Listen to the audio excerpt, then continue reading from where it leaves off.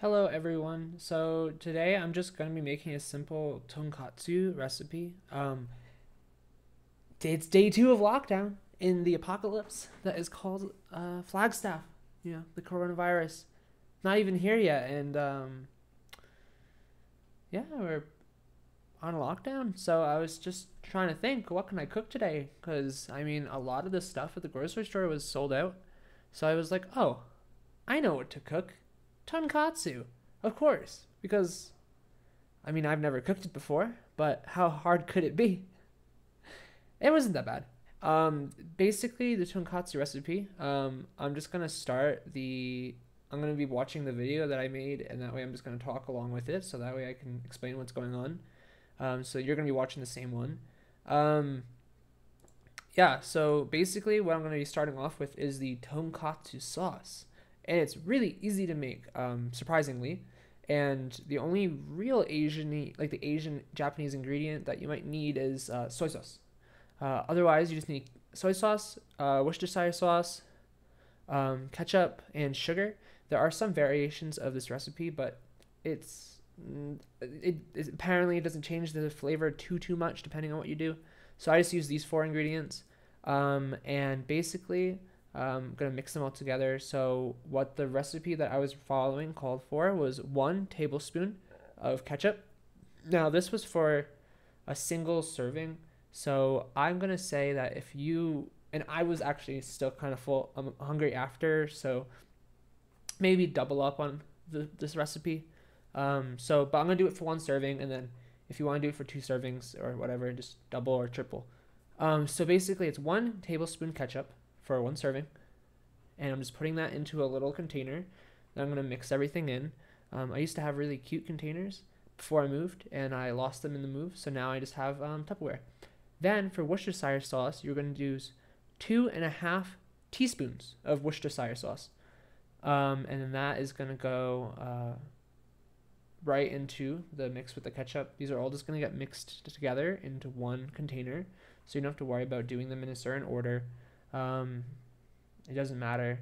And then after that, you are going to do 1.5 teaspoons of soy sauce, and then again, just goes right into the sauce.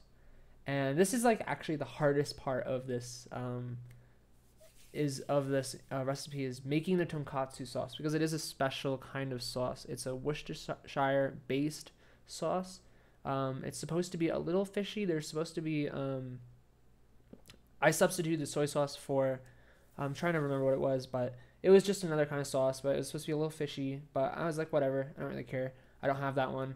And the point of this is to try to make like food out of stuff that I just found in my cupboard, because it's the apocalypse, y'all, and I don't have the ability to go out because all the stores are closed. So, oh well. And everything, all the grocery stores that went to, they're all sold out of everything. So I'm basically just using what I have in my pantry, and that's it. And so the last step is 1 1/8 teaspoon of sugar, and then I'm taking a whisk. I didn't really choose the right container for this because it has all the walls. If it was a bowl, it would have been easier. But just whisk I have all the sauces together, and this will make the tonkatsu sauce. It's kind of like a sweet but very umami tasting sauce. It's thick because the ketchup, so it's a thick sauce. And at the end, this just goes right on top of the tonkatsu. And I guess I should explain what tonkatsu is. It's just a pork dish that's fried, and that's it. And it goes on rice. It's really simple, and then it has the tonkatsu sauce on top. When I went to the store, they didn't have the tonkatsu. You're supposed to have like like a fillet of tonkatsu, but they didn't have that because all the meat was sold out, because of the apocalypse. So all I had was diced pork. So whatever, it worked. I guess it doesn't really matter. But the one that I was reading, you're supposed to have like a big piece. But whatever. And then what I'm doing now is you need to have eggs, Oh, watch this magic trick that's coming up. Let's just appreciate my editing skills, because I think this was really fun. Ready? Boom, eggs. So stupid, but it was really fun to do that in editing. So, what you have to do is you have to take the meat, the pork, put it into the flour, dunk it in the eggs, then put it in the panko, and then because I don't have a hood, like a range hood over my stove, whenever I try to make like not boil, but get oil heated up, it makes smoke and there's nowhere for it to go because I don't have a range. So I decided I'm just gonna grill it instead. It didn't matter to me, like, I don't know, it didn't really seem to make a difference when I do it either way. I guess it's, it's supposed to be fried, but whatever. So this is coming towards the end of the video. I just grilled it, and I grilled it until it's golden, and then I got some rice.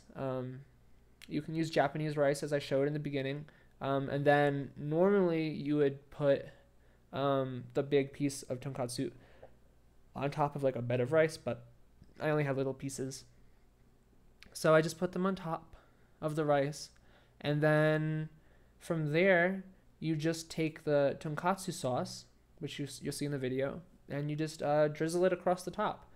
And I know this isn't the most pretty looking thing in the world, because it's the apocalypse, y'all. I don't got time for making things look pretty. I also don't have the ability because, like, I mean, it's basically like you're putting ketchup on top of pork, on top of rice. Yeah, it's simple. This is like comfort. I'm assuming this is like comfort food. I've never been to Japan, but from what I've heard, it's kind of like comfort food.